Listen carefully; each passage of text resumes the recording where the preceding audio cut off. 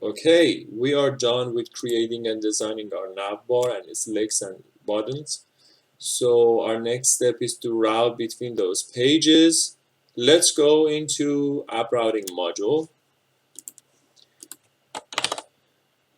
Routing. Okay, app routing module. Okay, now let's give each of them a path.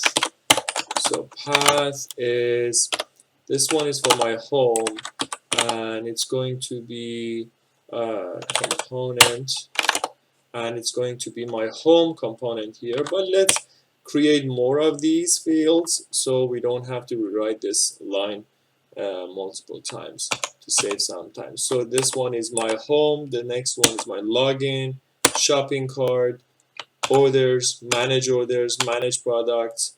I have no access component, and I want to have a wildcard at the end. Okay, so here is my empty path is home component, and then the next one is going to be my login component, and shopping cart, orders, manage products, and no access component, and the last one is my not found component. Okay, let's fill them up here. This one is empty because it's my home component. The next one, let's give it a login, shopping cart, orders, manage orders, manage products, and this one is no access, and the last one is my wildcard. Okay, this part is very important because here the order of these are very important. If you put this wildcard before any of these components, these paths, then whatever URL the user enters, it's gonna land on this one. Okay, so it's very important that this one is at the very end, and also this one is empty, so it's always better, or almost always it's good to be at first, and this is usually our home component. So let's go ahead and go into the Navbar HTML to apply those routings, those addresses. Okay, here my e-commerce shop, I want it to be clickable and land me to my home page. So I remove that router link. Okay, we want this binding called router link, and here I type in my route path. Let me see, for this one I wanted to land to the home page. So what was the address to the home page? It was empty.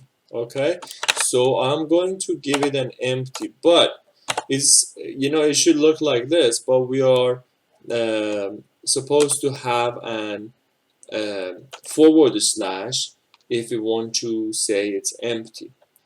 Now let's go to the next one. This is the shopping cart. Okay, so let's give it a router link, and this one was, the address was shopping cart. Okay, so shopping cart. There we go. We are going to do the rest. For our login button, it was login. So the address, the path was login. And these ones, the buttons that we have. Okay, so I'm gonna hold Control and Alt to give the router to all of them, router link to all of them. Now I want to go one by one. Orders, so the path to this one was orders. The path to this one was manage products, or manage orders, actually, orders. The path to this was manage products, and the path to log out was nothing because we don't have in our app routing, we don't have anything declared for our logout, and our logout, we don't have a component for it, right?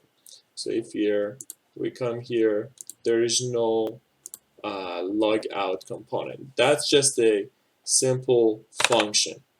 Okay, so I'm going to remove this one.